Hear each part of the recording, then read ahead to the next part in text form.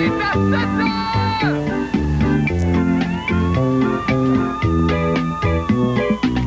La fin du monde est à 7 heures, annonçait le téléviseur. La fin du monde est à 7 heures. Avant d'aller voir les amis, il faudra leur téléphoner. Il y a un temps pour chaque chose, la vie elle, ce n'est pas rose. La fin du monde est à 7 heures. Il reste 1 heure avant la fin du Le monde. ciel s'est enfin mis d'accord, éliminons de l'univers la race humaine par la mort. La parole est à Jupiter, envoyons donc un météore sur cette engeance que j'aborde, sauf sur Gertrude que j'adore. Mercredi 3 mars 1999, les Britanniques mettent au point un nouveau modèle portatif de détecteur de mensonges. OK, une joke de menterie. Fait qu'une fois, c'est Jésus, OK, qui arrive au ciel. Là, il rencontre un gars au ciel, puis il dit « Hey, je cherche mon père adoptif, il est charpentier, il s'appelle Joseph. » Alors là, le gars, il dit « Ben, regarde, va voir là-bas, il y a justement un monsieur là-bas là, qui cherche son fils. » Alors, il s'en va voir le gars, puis là, il dit au monsieur « Papa! » Le monsieur, il se retourne, puis il dit « Pinocchio! » Et de retour à Montréal, la populaire chanteuse Lara Fabian lance un album double. Et elle en profite pour démentir toutes les rumeurs de rivalité entre elle et Céline. Hey, vous ai-je déjà raconté votre joke de menterie?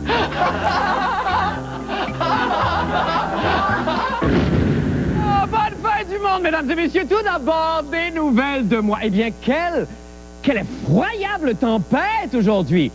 C'était la tempête du siècle, mais qu'à cela ne tienne, puisque c'est ce soir que se poursuit le grand pageant journaliste d'un jour, au terme duquel, évidemment, nous élirons Mademoiselle ou Monsieur Reportage 1999. Alors, d'emblée, j'invite immédiatement notre candidat de ce soir, qui nous attend en coulisses et qui est très nerveux, je pense. Alors, je vous demande de l'applaudir chaleureusement. Mesdames, Messieurs, l'animateur de l'émission Bonjour Montréal à Radio Média, Monsieur Paul Arcand! Paul, mon journaliste, un jour. Oui, c'est toi mon reporter, tu vas m'apprendre des affaires, mon journaliste, un jour. Tu vas faire une grande enquête, après on va faire la fête, mon journaliste, d'un jour. À Ocao, Chiapas, tu feras trembler les rapaces, mon journaliste.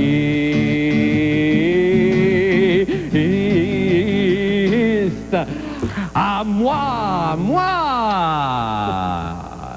Il est en coulisses, Paul Arcand! Oui. Oui! Est-ce que je vous ai demandé d'applaudir Paul Arcand? On va applaudir Paul Arcand chaleureusement.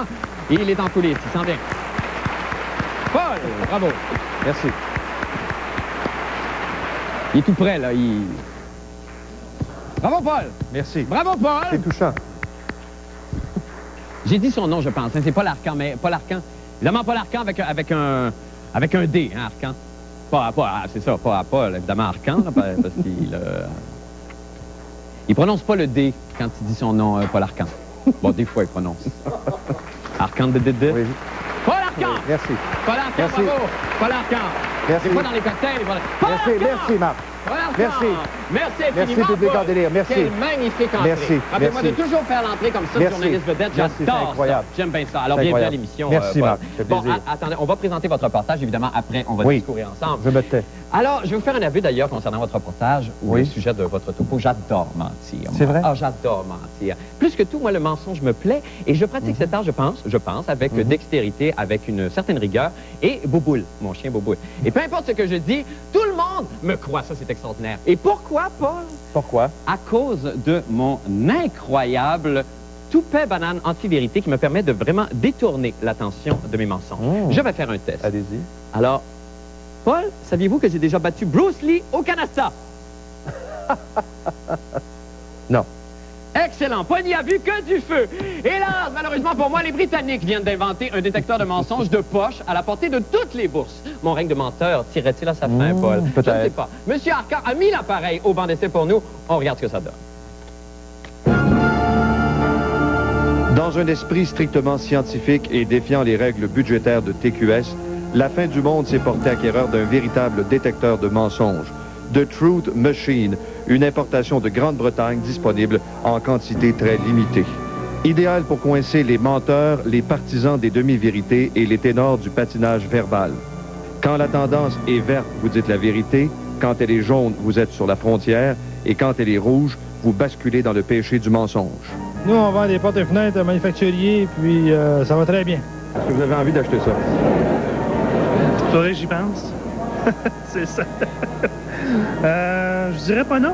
Je travaille comme menuisier. Dans l'industrie de la construction. C'est ça. Avez-vous déjà travaillé au noir? Non, monsieur. Pensez-vous qu'il vous a déjà trompé? Oui, je le sais. Vous le savez? Oui. The Truth Machine, un prix dérisoire quand il s'agit d'obtenir la vérité. Avez-vous déjà, disons, tourné les coins un peu ronds ou menti à un client juste pour vendre?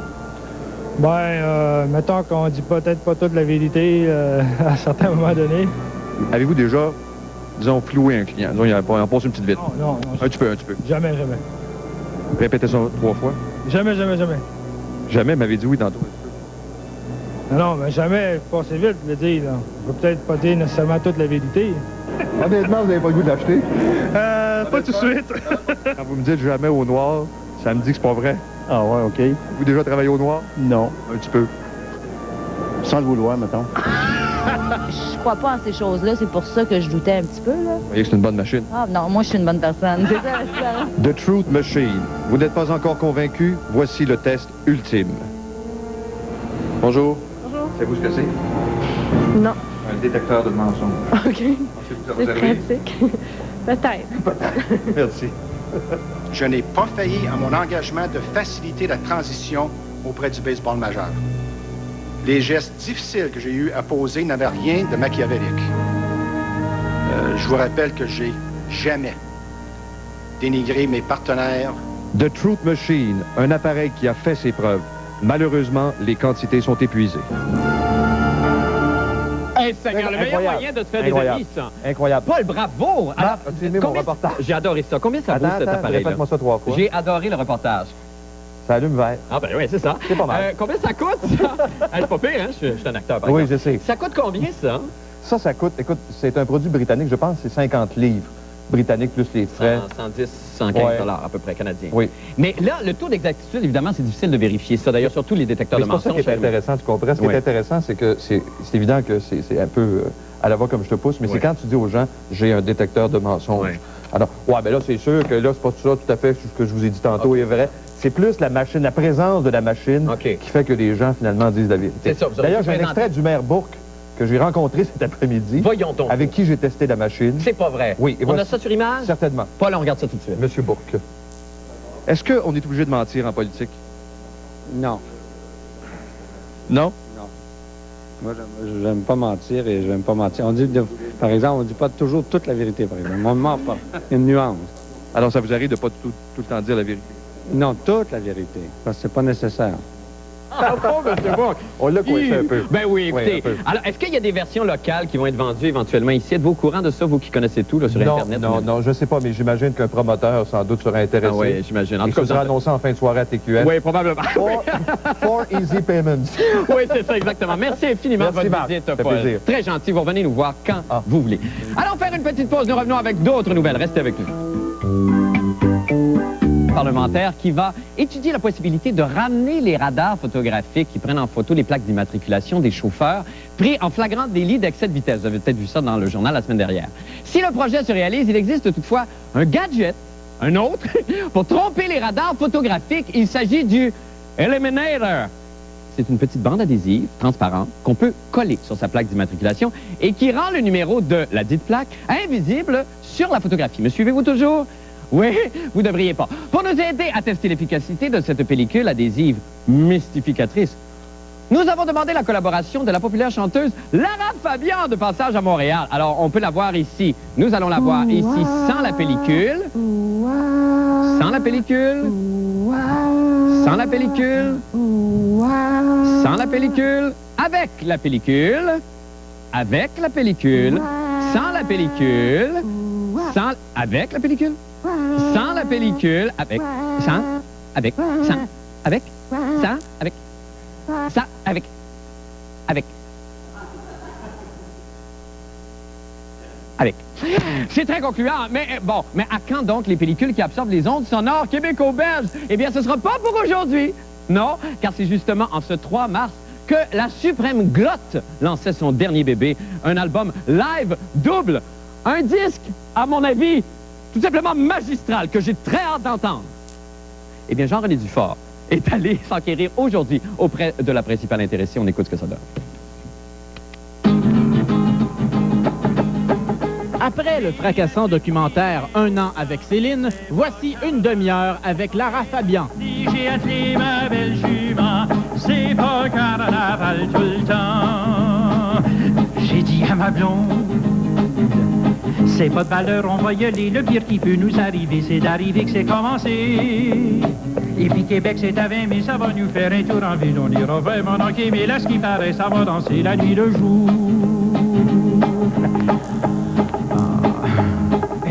Nous sommes chanceux car aujourd'hui, la star nous présente son nouveau disque double d'époumonage live. C'est pas un euphémisme de le dire, je le pense.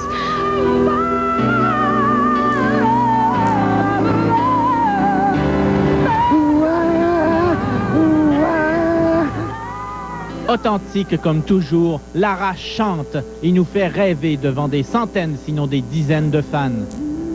Ce que c'est en fait, ce que cet album live est, c'est une carte postale avec des moments magiques, des moments magnifiques qu'on a du mal à expliquer, à retracer avec des mots. Évidemment, on rit encore pour des bêtises comme des enfants, mais pas comme avant.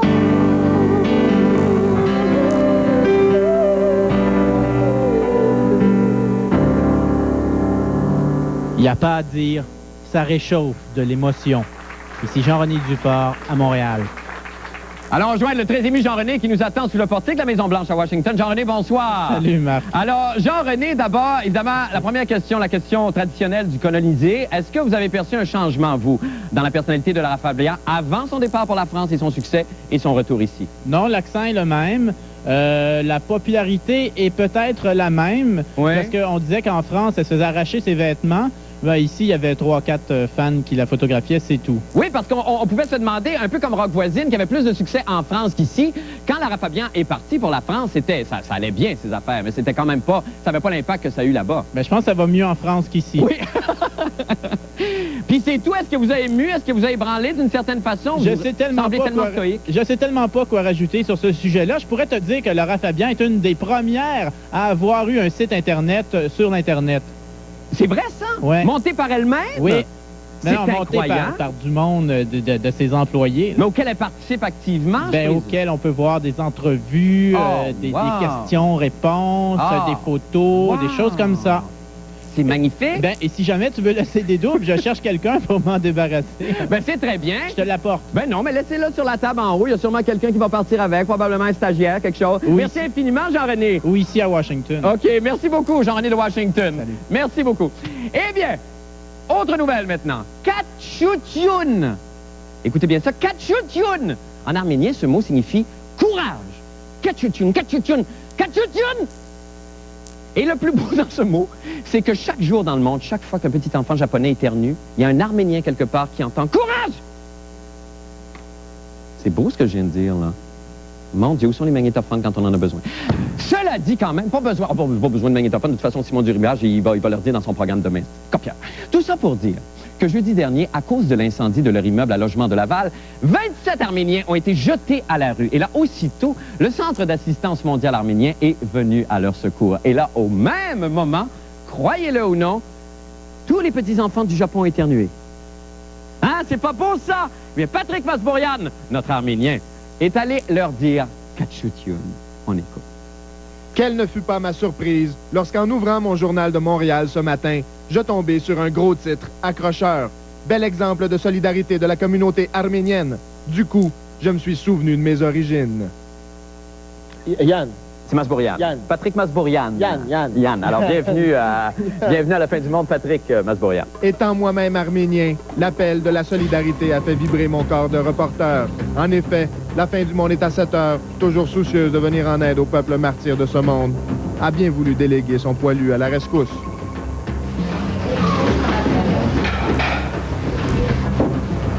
OK, wait a minute. C'est les dames, les bénévoles de la Croix de secours arménienne de Laval qui s'occupent d'organiser le centre ici pour le bien-être des réfugiés qui sont ici actuellement. Les sinistrés, là, ceux de 27 personnes qui ont été victimes d'un incendie. Exactement. Aussitôt qu'on a entendu le nom Chomédé, le matin du 25, on était sûr que quelque part, il y avait un Arménien, parce que c'est un endroit où il y a beaucoup de familles arméniennes, surtout quand il s'agit d'un édifice comme ça. Bon, là, le logement est impropre à l'habitation suite à l'incendie. La solidarité arménienne, c'est quelque chose de très naturel et qui nous vient de très loin. C'est un peuple qui a énormément souffert dans sa vie historique. Où qu'on aille dans la diaspora, on se soutient. Il faut se soutenir, c'est la seule chose qui nous reste. Et si on ne se soutenait pas, on se perdrait. On n'aurait plus notre culture, qui est une culture énormément riche. Et c'est quelque chose vraiment que vous, Arméniens, justement, vous devriez le connaître. Et... Eh bien, on est de retour, Patrick Masbourian. La balle est dans mon camp. La balle est dans votre camp, mais là, c'est pas beau de voir ça. C'est magnifique, c'est magnifique. D'ailleurs, vous avez donné l'exemple à plusieurs de vos concitoyens arméniens qui sont venus s'installer ici. Chose que j'ai apprise donc ce matin, qu'il y avait une communauté arménienne qui s'installait, et une grosse communauté à Laval. Comme moi. Une grosse communauté comme vous, poilu, à Laval. Non, mais je savais qu'il y en avait beaucoup à Ville-Saint-Laurent, mais Laval, semble-t-il, et principalement à Chomédé, effectivement, à peu près 1600 familles, ce qui est quand même beaucoup. Et très bien organisé, apparemment. Très, très bien organisé, très hiérarchisé. Ce centre d'assistance mondiale arménien, tout nouvel immeuble d'ailleurs, qui depuis septembre. Et il y a la Croix de secours arménienne de Laval. Et effectivement, oui, c'est une communauté qui se tient. Oui, mais ça, il n'y a pas juste les Arméniens. Hein, c'est le propre aussi de d'autres communautés, les Grecs, entre autres les Portugais, tout ça. Il reste quand même que le Québec aura à apprendre de vous encore. Au terme de votre enquête que vous avez menée parallèlement à la police de Laval, donc concernant la tragédie qui se passe là, qu'est-ce qui arrive? Vous avez mené enquête. Vous avez rencontré le concierge. On a joué à JE et nous avons tout l'après-midi cherché le concierge et on a fini par le trouver. Et il est convaincu. Alors lui, évidemment, il dit que c'est pas lui. Il a été un des premiers accusés, mais il est convaincu que c'est criminel, cet incendie-là. Et que lui, évidemment, n'a rien à voir avec ça. 5 en 5 mois dans des endroits vraiment là, où il n'y avait aucun fil électrique et rien. Là, bon, on espère que ça va s'arranger. Kachatoun! Kachatoun, merci. Est-ce que vous trouvez que j'ai l'air des personnages de la planète des singes de plus en plus? Un petit peu. La femelle. Merci, Patrick. Nous allons faire une petite pause. Revenez-nous pour d'autres nouvelles. Restez là. Vous me prenez en plein highlightage des meilleurs aphorismes de 1001 jeux de mots avec Paul Oud, tome 2 qui est sorti hier. Mais partagez ce morceau d'anthologie avec moi. Regardez. Que dit une lanceuse de poids roumaine en soulevant une commentatrice de sport? Et même Paul Oud! Oh, je vous en prie, lisez. Je le dirai jamais assez. Voici donc Paul Oud et sa chronique des sports. Bonsoir, Paul. Bonsoir. Paul, vous avez un air chagriné ou peut-être dramatique dans le regard ce soir. Oui, effectivement, ce soir, je crois que la tournure de cette chronique doit être absolument sérieuse, Marc. Pourquoi? Parce que nous vivons des heures dramatiques à Montréal. C'est vrai? Nous sommes sur le point, j'en suis maintenant profondément convaincu, de perdre les expos de Montréal. Oui. Et ce soir, Marc, vous me permettrez un peu d'employer des mots que Danton a employés. Oh, mon Dieu. Un peu avant la prise de la Bastille en 1789. Oui. J'en appelle à la nation! Ah, que c'est beau. Debout! Hommes, femmes, citoyens, citoyennes, demain soir, nous irons manifester une dernière fois devant le stade olympique, qui est devenu un peu notre Versailles à nous. Oui. Je vous attends, mesdames, messieurs, demain soir, en direct à la fin du monde. Oui, un autre. Marc, vous n'avez pas l'air convaincu. Non, je sens un regard ironique. Ça n'a jamais fonctionné, ces rassemblements-là. Vous êtes un peu comme Mirabeau. Un petit peu, oui. Je ferai votre pendant un petit peu. Mais demain soir, 18h au stade olympique. Vous attendez combien de personnes à peu près, pas? 46 500. Ah pourquoi? Bon, chiffre, oui, pourquoi? Il y a une symbolique à ça. J'espère. C'est le stade rempli à pleine capacité lors d'un match des Expos. J'attends 46 500 personnes. Et j'en appelle particulièrement aux femmes. D'accord. Ce sont elles qui ont déclenché la véritable révolution, je vous le rappelle, en marchant sur Versailles. Oui, c'est très... Alors, demain soir, 18h, nous allons allumer des flambeaux. Il y aura une symbolique extrême à ce rassemblement. Parce que suite à la conférence de presse de Claude Brochu aujourd'hui... Parlons-en donc de cette conférence. Vous avez vu Paul Arcand? Ben, Paul Arcand, c'est ça, d'après les... Est-ce que c'est assez éloquent? Ben, je pense que oui. Mais vous avez eu accès donc à l'envers ou à la coulisse, disons, de la conférence de presse. Regardez bien comme l'atmosphère qui régnait. En fait, nous étions réunis, grâce du Canada, pour cette... réunion par satellite. Et regardez bien comment ça s'est terminé. Je vous jure que ça s'est terminé comme ça. Il y a une odeur de symbolique à ça. OK, on regarde ça. Et l'ensemble des propriétaires des 29 autres clubs, to ensure the long-term survival of franchise. So yes, I know, and I know that our intention is the best interest of baseball years for me. But it was, it seemed clear.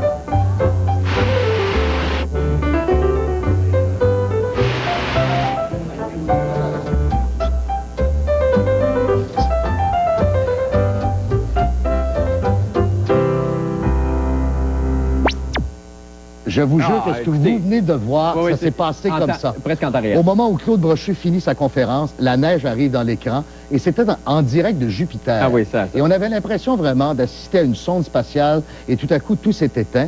Et c'est probablement ce qui risque d'arriver parce que Claude Brochu est maintenant au service total de la Ligue nationale de baseball et des autorités du baseball. Et en même temps, il est le commandité de la franchise.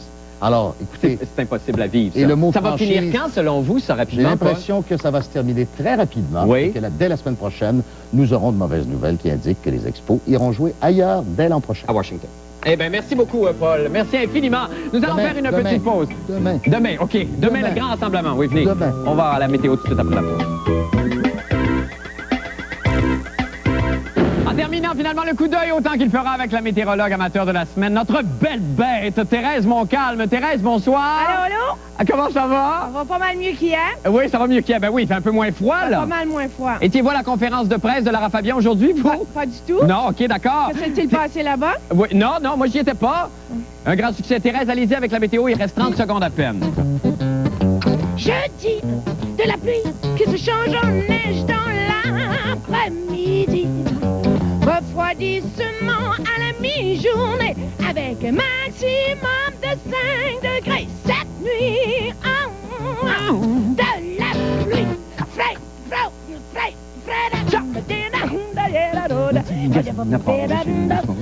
Rising on the morning light, just in the fall in the bright and they're going to feel.